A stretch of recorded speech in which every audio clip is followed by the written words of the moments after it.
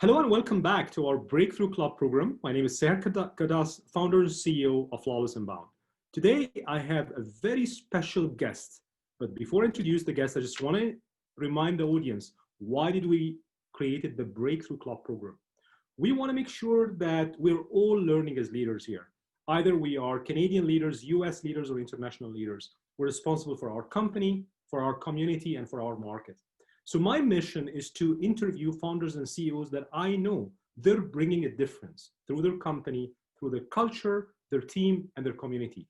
And it's with great honor and pleasure to introduce Nishant, co-founder and CEO of EnergyX. Nishant, welcome to our program. Hi, Sahar. Thank you for having me. Thank you. So first of all, we want the audience to know more about you. So can you tell us more about your background? I heard rumors that you were not from Canada originally, so want to hear more about that. And also, we want to know more about EnergyX. What do you guys do? Yeah, for sure. And before I start, I want to actually thank you for hosting programs like this. It's great to have other entrepreneurs have a podium and a platform to talk about what we do and hopefully influence others, other would-be entrepreneurs or other entrepreneurs who are out there who are looking to take their company to the next level of growth. So kudos for you for running programs like this. And again, thank you for having me. I really like to start an introduction of myself by talking about the different roles I play and why those are important to me. So first and foremost, I'm a dad. I have three crazy, loving kids, all of them under 8, an 8-year-old, a 7-year-old, and a 3-year-old. And just the process of getting them to grow, getting them to, seeing them grow and getting them to come on their own is a beautiful journey for me to experience. In the same token, I'm also a co-founder, the CEO of EnergyX. We're a fast growing technology startup. We've got 2 offices, Toronto and Halifax. We work with around 16 utilities all across North America. And what we do is we empower their customers, which are homes and businesses, to become really energy efficient. My third role is I'm also the spouse to an entrepreneur. And my wife is running her own social impact startup. And being part of her journey as she grows her business and as she goes through the growth stages and the pitfalls of running a business is a journey in itself. And so it's in these 4 roles, father, spouse, entrepreneur, and business partner, that I focus on having the most impact that I can. On a personal front, and you are right, I am not originally from Canada. I was born in India. I left when I was very young and I grew up in Dubai. And then studied and worked all across Canada. Started off in Halifax, East Coast, Toronto, and then in Calgary on the West Coast. And then ended up getting relocated and spending 6 years of my life in Amsterdam. Oh, wow. And again, all across the Netherlands. So Amsterdam, Rotterdam, The Hague, Zoetermeer, Utrecht, and then we ended up living in Leiden. That's where I met my wife, had 2 of my 3 kids in the Netherlands, met my business partner. We were actually working together at a company in the Netherlands, and then ended up relocating back to Toronto and starting EnergyX.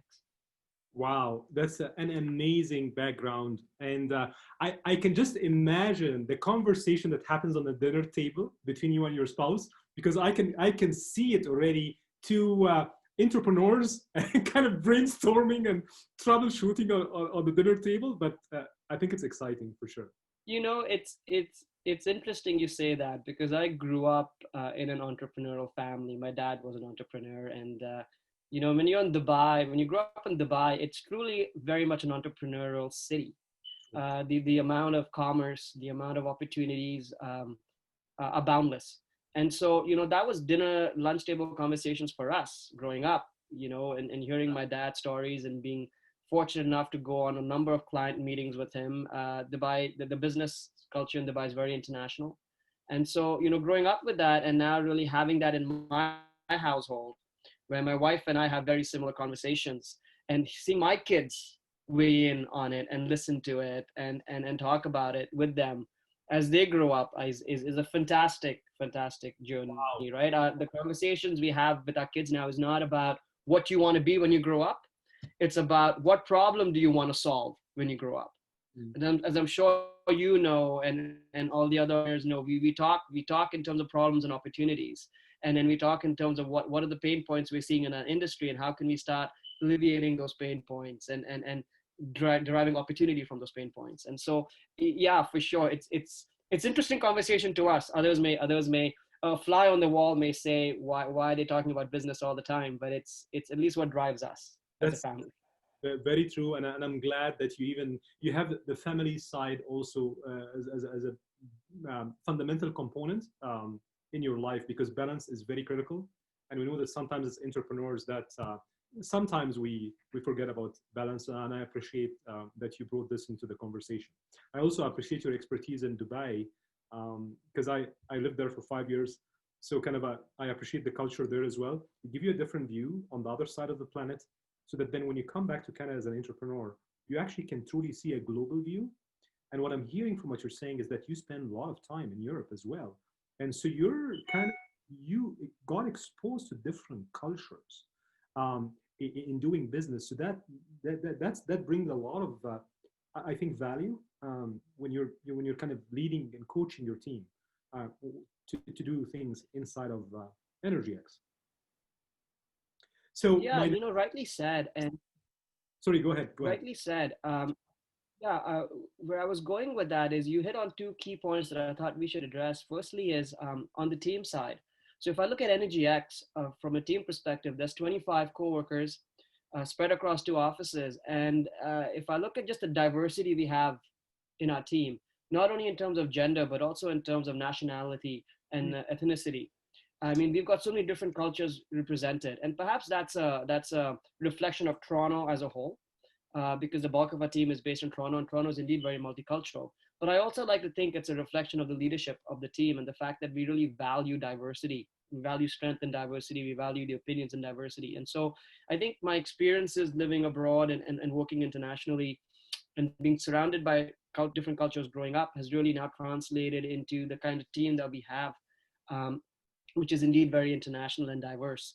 But then on the second aspect of it is another really important point you mentioned, which is taking that diversity that we have and really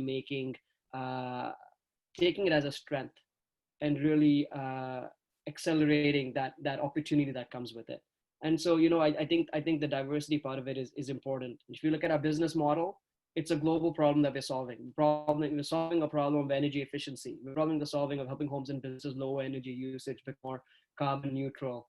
We're really helping to tackle climate change at an enterprise utility level. These are global problems as well. Again, it's not segregated to a specific geographical region. So we're seeing diversity and the global aspect of our business, not only within the team that we have, but also in terms of the problem that we're solving. Amazing, amazing. Thank you for bringing this up. So now I would like us to go a little bit deeper and speak more about EnergyX. So tell me more about EnergyX. How are you guys adding value to utility companies and more importantly to consumers? Yeah, for sure. So I think it's good to go back on the reason of our being. What's our mission? Why do we do what we do before really getting into what we do? The mission that we have at EnergyX is to provide every building around the world with a very relevant and personalized energy savings plan that can take these buildings towards action and towards adopting energy efficiency measures. So in a nutshell, we make energy decisions easy. And we're always pushing the dial on the technology and innovation to help us live and breathe this mission. We started the company based on three fundamental truths that we believe in. The first truth that we believe in is that energy efficiency and conservation is the most important and effective way for us to meet our climate change goals. The second truth we believe in is when you empower homes and businesses with information about their building, they're more likely to take action, make smart decisions, and adopt energy efficiency measures. And the third truth we believe in is by digitizing the entire customer experience and by running energy efficiency programs, utilities around the world can become a trusted advisor to their customers. And they can start providing value above and beyond commodity and keep their customers sticky. And it's really in these three truth fundamentals that we've built EnergyX. Now, my co-founder and I, as I mentioned earlier, had the opportunity to meet in Europe. We met in the Netherlands, and we had a chance to work together within the energy retail space. So we really had a good working relationship, and we always had the idea and the concept that we would create a company that would be focused on energy efficiency. And so fast forward those conversations to when I was relocated back to Toronto, and ended up buying a home like many people around the world do, and we bought a home in Mississauga. And I recall one day receiving a very high hydro bill, like again many of us do. And so I called my local utility at that time, and I asked them what I could do to lower that bill. What could I do to save energy? And the person I spoke to at the utility asked me three questions. First question they asked me was if I had conventional light bulbs, to which I replied, I do not. I only have LED lights, because I was quite informed about what I could do from an appliance perspective to lower my energy costs. The second question they asked me was, do I have Energy Star appliances? And again, I said, yes, all my appliances are Energy Star energy saving appliances. And the last question they asked me was if I use the most of my electricity in the evenings or in the late nights during off-peak hours, so doing my washing and doing my laundry and all of that stuff. To which I said, yes, I do, because I understand the difference between off-peak and on-peak, and we usually use our heavy appliances when it's off-peak. And the recommendation I got after answering those questions was I should just use less energy. And that's the point when I realized, my utility doesn't really have a lot of data about my home. They don't understand how I'm currently using energy. And the advice to me is just to use less energy, was not the advice I was looking for. And, and then that took us back to the discussion my co-founder and I were having with regards to really seeing if we could build a platform to solve this problem that homeowners have. And that takes me back to the pain points, right? What is the problem that EnergyX solves? And we solve it in two levels. From a customer level, we know customers, and myself included, are looking to lower our energy bills. We're looking to save money, and we're looking for programs, incentives, rebates that allow us to do that. On a utility level, we know utilities around the world are running energy efficiency programs because they are mandated to do so. The challenge they have is these programs are not cost effective. They're very expensive. Certain utilities spend more than $1,000 per program participant. They're not very well marketed. They're not really well, spread out to their customer base. And they're not very successful because of that. And the platform we've built at EnergyX really addresses that. We help utilities manage and automate their entire energy efficiency program. We help them virtually audit their entire customer base, so they have information about their customers' buildings. They're able to then hone in and figure out which customers would be the most ripe for the programs that they're running. We then digitize that experience and help them reach out to their customers on a digital platform. So homes and businesses can go online, enter additional information about their building, and then be connected to the relevant rebates and programs that they qualify for. And then we manage the entire workflow processing for the utility so that customers can get all the retrofits, get all the rebates, get all the incentives in a very seamless, cost-effective level, and achieve the savings they're looking for and be educated about them. And at the same time, utilities are now able to run these programs successfully and in a very cost-effective manner. So we've bridged the problem. We've bridged utilities and their customers together using technology. And that's really what's allowed us to grow the company and be successful to date. Wow, this is very impressive.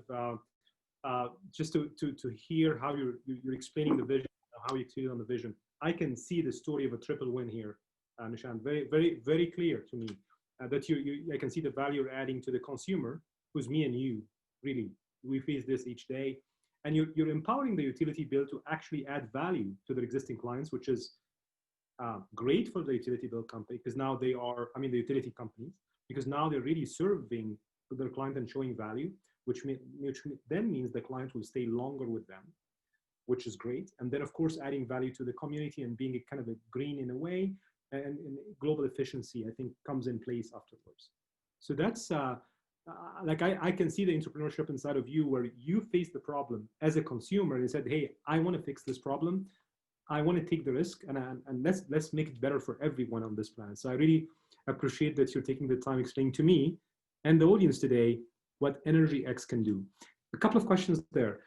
You mentioned you've been working with almost 16 utility companies. Is it like this platform that you guys build, is it only related to Canadian utility companies or can it be North American? Oh no, it's global. It's global. So actually, a majority of the utilities we work with are in the U.S. Oh, wow. I would say 70% of our utilities are U.S. utilities, and that's not by uh, that's just the way it's rolled shaped out for us. And we're now starting to work with a global utility in Europe as well. So we're now making a headway and forum into Europe, which is great because that's really where my co-founder and I started our love affair with energy efficiency, if you can call it that, right? So yeah, it's a global problem. The platform can be licensed by any utility that is running an energy efficiency program. And as I mentioned, most utilities around the world are running energy efficiency programs. And it can be licensed by any utility that really wants to digitize that experience with their customer. And I would say all utilities, especially given this current post-COVID world, understand the importance of digitizing that customer experience and why that becomes so important and so relevant. And so yeah, we would work with utilities around the world, and we started off in Canada obviously, and then we moved into the US, and there's still a lot of utilities around the US and Canada that we can continue to work with, but at the same time we're now starting to see some traction in Europe as well. Beautiful, beautiful. And since you brought COVID and the new word that we'll be leaning into, especially our interview is kind of October of 2020. So I'll ask you now, as the leader of the organization, if you can share with the audience maybe some of the big challenges you guys maybe faced during the last 90 days to 180 days, and how you guys overcome it. Yeah, of course. Well, as an entrepreneur, as I'm sure you know, you're facing challenges all the time, right? It's a luxury. It's a luxury position to have because with every challenge comes opportunity. And if you can look at it in that way, I think it can really drive your business. COVID was definitely a big challenge for us, as it was for, I think, businesses around the world. And so when we were hit with COVID, the first decision we made as a company, as a leadership team, my co-founder and I, was that we were going to keep the team whole. That was a spiritual decision for us. That was a very fundamental decision for us, because then everything we did after that was with the mindset that we were going to keep the team whole. Letting any one of our team members go was never wasn't even on the table. It wasn't even a choice. And so you then start looking at, once you made that decision, you want to keep the team whole, what are the challenges that come with that? And we saw three main challenges that came with that. The first and foremost was understanding what was going on with the clients around us, right? Because if you want to keep the team whole, you've got to make sure that you've got enough revenues coming in. And as a startup, we're a very high growth startup. So obviously we're growing very fast, which means we've got expenses that continue to increase, and those can be offset by the revenues we bring in. And so you first look at what's going around you. And we found that a lot of the utility clients we work with, like other industries, were really delaying their buying cycles because everyone was in a holding pattern.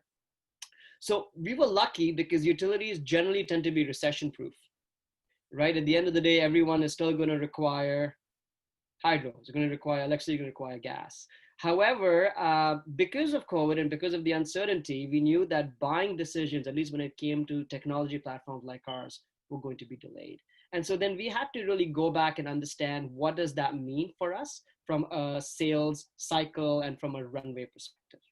And so that was the first challenge. And the way we addressed that challenge was learning as a team, as an organization, that we needed to still continue to work with utilities and sell our platform, but we couldn't do that on a face-to-face level anymore. We had to understand what it was like to learn in a virtual setting, how to earn trust, how to earn empathy in a virtual setting.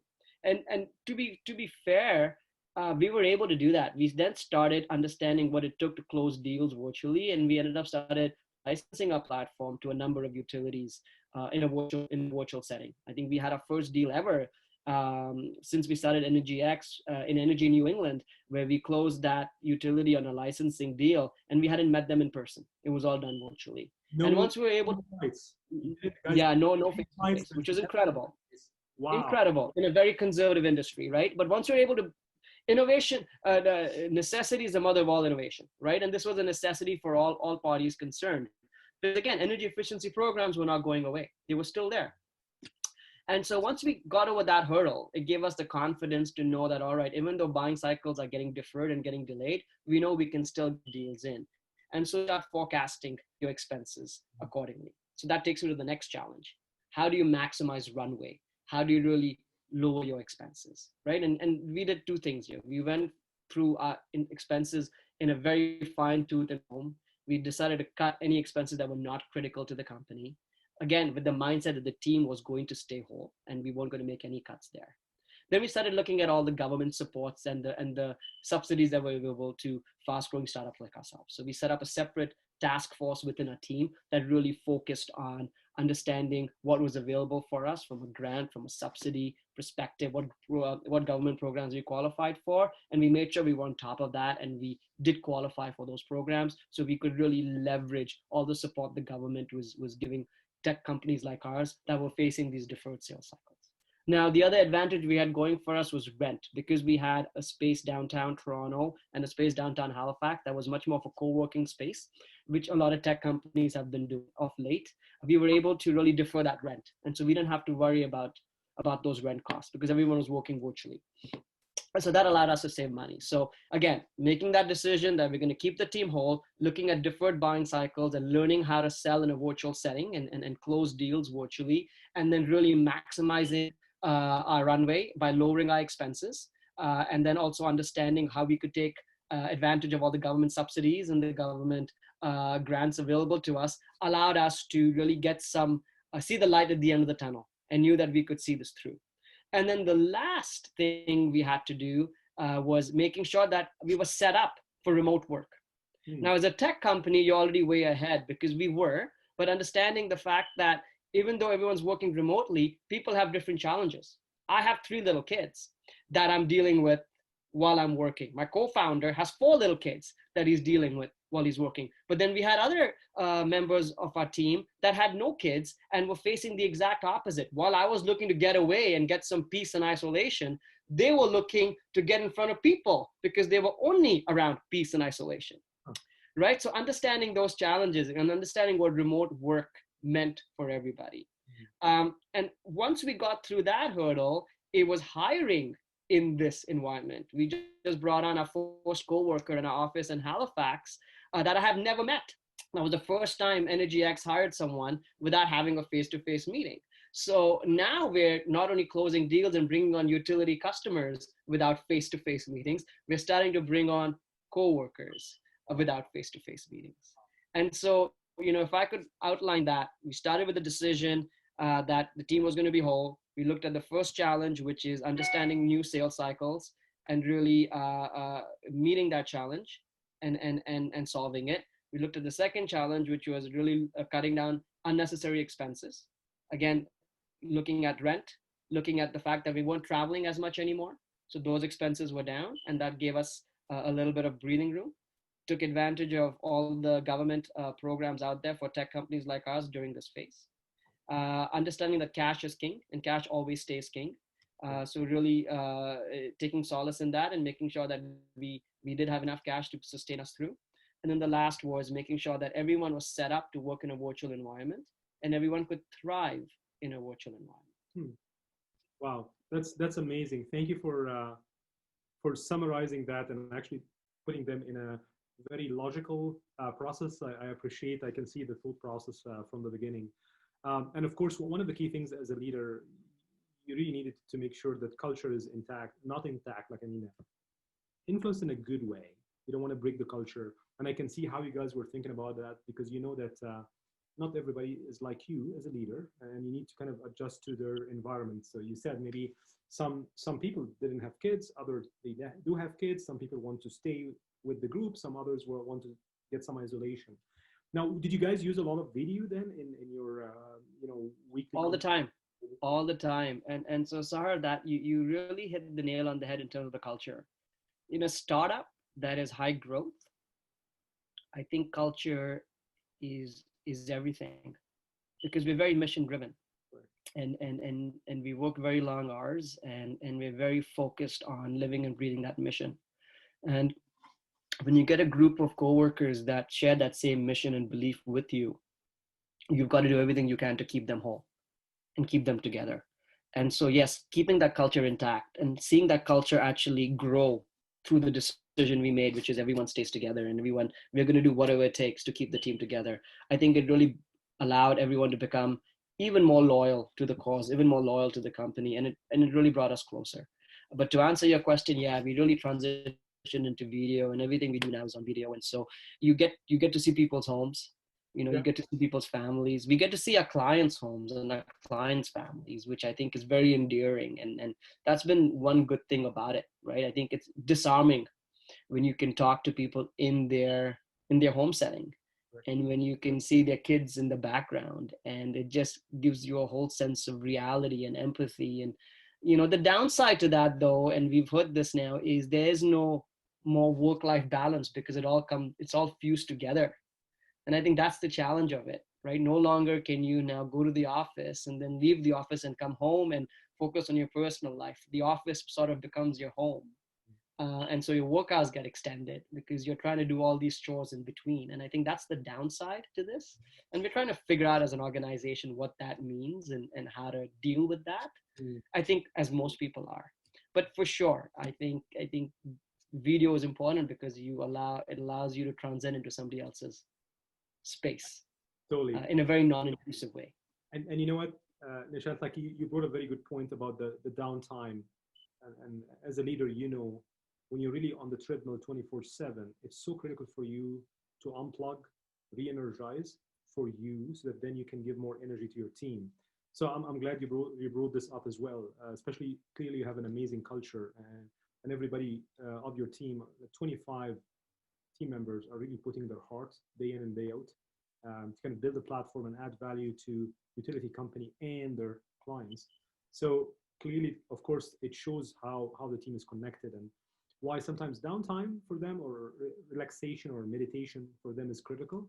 So I think I'm glad I can see that this was part of what you're saying, and I just want to make sure the audience capture what you're saying, because the conversation, I like where the conversation is going. And wow, there's a lot of things we can go into. Oh yeah, and you mentioned two things that I'm very passionate about. So I think what have I done, and this is what we preach to the choir. I preach to the team all the time, and I'm very big on that. Is I think you've gotta take your time out uh, to reflect on yourself as a person, and to um, focus on your own growth and your own well-being. And ways I do that, two ways I do that is meditation. I swear by it. I used to meditate every day. I've now pared it down to at least 3 or 4 times a week, and it's extremely important to do in any aspect of it, especially as an entrepreneur, because you really need that time to focus on yourself and your inner being and your inner spirituality. And the second thing that I had done many years ago is, we have a 3-car garage, and we converted that into a full-blown designer gym. And we're there. My wife and I are there first thing in the morning, 5 days a week. And given that all the gyms have been closed during COVID, it's, I think, been one of the best investments we've made. But Yeah. really, that focus on your health, that focus on your mind, is so key to this new reality, because you said it well, right? Um, there is no boundary anymore, so you've got to create those boundaries for yourself. Wow. And so these are some of the tactics I've used, and I always ask my team members to try to do the same as much as they can. So yeah, that's at least what we've done That's amazing. in our I'm company. learning a lot. I'm taking notes, and it's amazing that. Well, I'm sure you. What are yours? What are your area? How do you switch off? So I mean, we were the same thing. Follows and Bound, founder, co-founder is husband and wife. So kind of there's a lot of similarities, and one of the things I usually play a lot of martial arts, or was. So I kind of learned meditation through martial arts, and it does help me a lot. Sometimes I go jogging with my son outside and do other things, but it does help me a Well, lot. that's awesome. Yeah, so it's actually very cool, and thank you for sharing You again. know, that's a great experience. I'd like to do that. My son is 7, and we'll go. I play tennis with my daughter. She's 8, and that's our one-on-one time. My middle son, he's 7, and we've gone jogging a few times. Actually, over the summer, we've gone quite a bit, and I love it. And I can't wait to get to a stage where, um, you know, right now, he's struggling to keep up with me, and I'm sure over time I'll struggle to keep up with him. But I think there's a medium balance there where we can keep up together. And I think he's once he gets a couple of years older, hopefully, and we'll get to that stage. And I think that's an adventure I'm looking forward to do with all my kids. Just go running with them. Absolutely, and let me report to you, Nishant, because my son is in grade 12 and he beats me right now. So I just want to tell you, be ready for that. Be ready for that. You did well. So you did well. You did your job, right? You did your job. Exactly. So listen, this is amazing. By the way, this is very free flowing. I love the conversation so far. I'm sure the audience is enjoying this already. I would like you now to take the time machine and travel to the future, and tell me, how do you see EnergyX in the future? What's the vision? Yeah, awesome question. So let's start by where are we today? So I like to level set. Where are we today and where are we headed and where do we think we're headed, right? So where are we today? So to date, we've won 2 MIT awards for our technology. We've raised around $5 million in dilutive, non-dilutive funding. As I mentioned, we've grown our team to 25 co-workers across 2 offices. We've got multi-year licensing deals with 16 utilities across the US and Canada. Gives us access to 5 million homes that we are empowering to become more energy efficient. Looking to work with a utility in Europe that allows us to start creating impact beyond North America. And we've done this all under the last 4 years, in under 4 years. So that's where we stand today. The future for us, our vision, is always going to go back and tie to our mission. And that is really to work with buildings around the world and empower them to become energy efficient. One of the newer products that we've now launched, we call it Retrofit AI. It's a virtual auditing technology. It's built on machine learning and AI algorithms and models. And it truly allows utilities to look at that entire customer base and virtually audit that entire, all of the buildings that they have in their portfolio and create evaluation grade audits at scale. And what this allows utilities to do is to have detailed insight about each of their buildings, about each of their customers, so that they can start connecting with these customers and ensuring that these customers are well segmented into the programs that they're running, and then ensuring that those customers can embark on this journey of energy efficiency. And I'm truly excited about it because what it allows us to do is completely disrupt the entire energy auditing space. It allows us to disrupt the way utilities are bringing customers into energy efficiency programs, and they truly go from a very reactive mode to a proactive mode. What it also allows customers to do, that every customer now will have insights about their building so they can start taking action. So go back to the pain that I felt when I was a customer, where I had no idea how to lower my hydro bill. I had no idea what structural improvements I had to make in my home. And I had to call my utility, who then had no idea. Well, by creating evaluation grade audits about every customer or every building and ensuring that customers have access to that at a very cost effective way and at scale, allows me as a homeowner now to have those insights at my fingertips. And then I can start making informed decisions about my building and start taking action.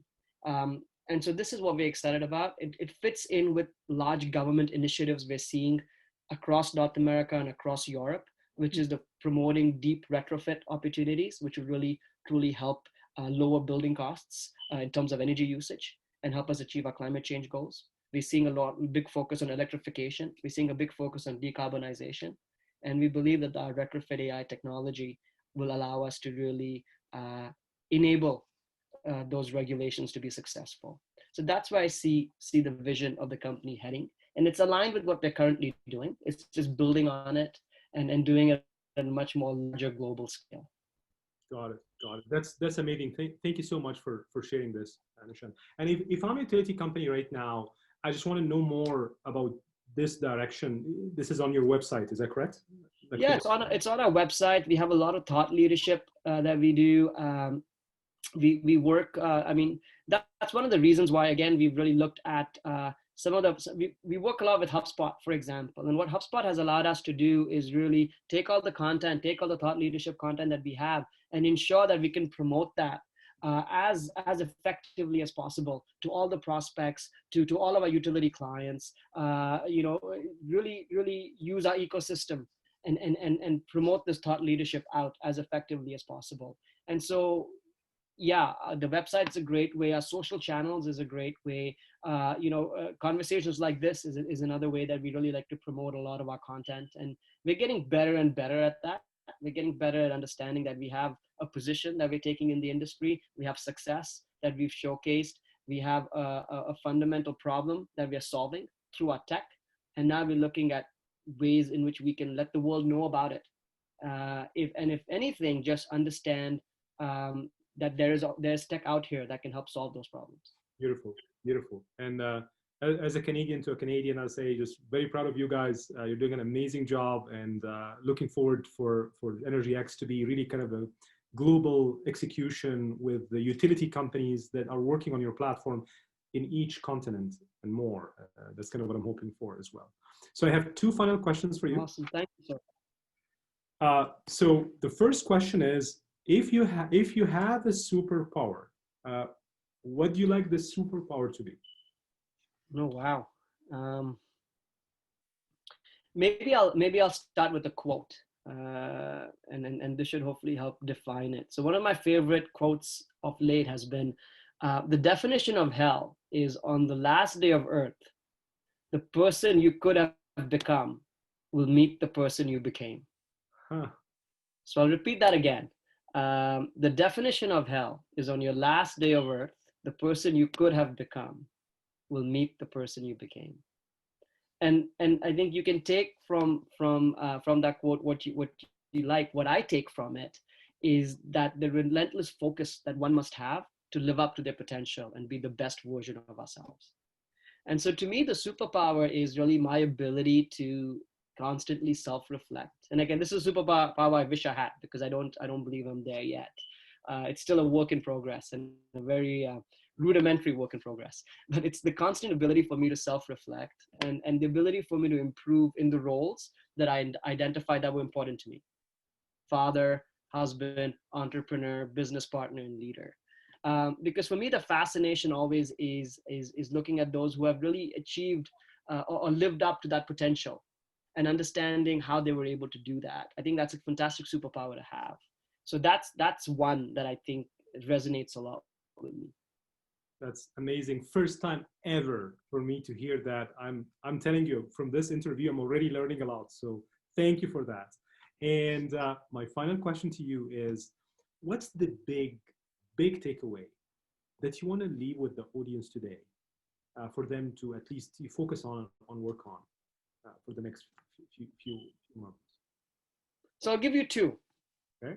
Just because it's a bonus. It's more value add. I love that. I'll give you two. There you go. I'll give you two. And they're two stories. And hopefully you'll get the takeaway from those stories. And I hope as an entrepreneur, you really resonate with them. The first one is, when you have ham and eggs for breakfast, the chicken is involved, but the pig is committed. So I'll say that again. When you have ham and eggs for breakfast, the chicken is involved, but the pig is committed. And the first takeaway is, if you truly want to be successful in anything you do, be the pig, be committed. It's the hardest thing to do. It's easy to be involved, easier to be involved, but be the pig. And this is something I've shared with all of my coworkers. It's the first question that I asked actually my co-founder when we started working together is, I'm going to be the pig. And I want you to be the pig too, because if you've got two pigs, if you've got two people who are truly committed, you can change the world.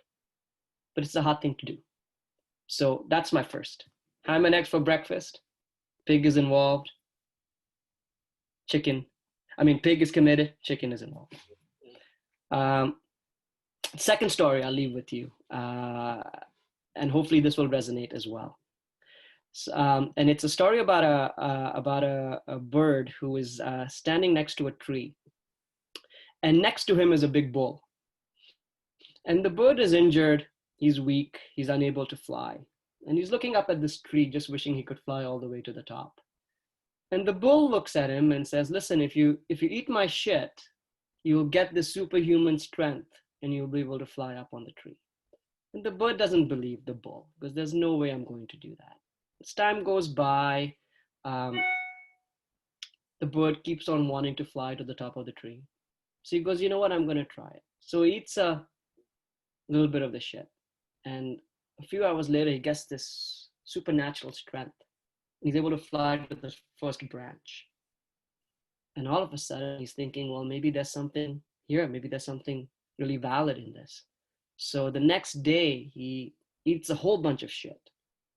And he flies all the way to the top of the tree. And as he's sitting on the tree, he spreads his wings in glory. And a farmer who's across the field sees this beautiful bird spreading its wings in his glory, takes the gun and shoots the bird down. And the moral of the story is, bullshit will get you to the top, but it won't keep you there. And what I take away from that, again, as an entrepreneur, is it's all about execution. Wow. Ideas are great. Ideas may be what you can start with, but if you can't execute, if you can't get the team around you to execute, you're going to fall from the top.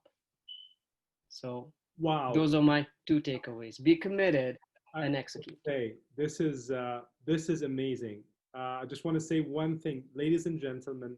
This was Nishant, co-founder and CEO of EnergyX. It was a pleasure, really, to speak to you. And like I can tell you, this is one of the few unique interviews I've ever done that I've been connected to the person and kind of really involved in your stories and everything. I personally learned a lot today, and I really appreciate the time. I'm sure the audience will take a lot of value out of this. Thank you so much for your time. I appreciate your energy that you brought into the program today. And I'm sure, as an amazing leader who you are, your team is having a pleasure to work with you. And the vision was very clear, and you will be successful. I can see it, in your vision, in the execution, and all the stories that you shared with us today. Thank you so much. Thank you, Saher. Thank you again. And likewise, I'm sure there's a lot I can learn from you, and perhaps now we'll do that off camera. But I truly appreciate the opportunity, and thank you for the support. Thank you for the trust, and good luck with this program. I think it's a fantastic thing that you're doing, and truly the community, and again, personally from EnergyX, we truly appreciate that. So thank you. Thank you. Have a great day.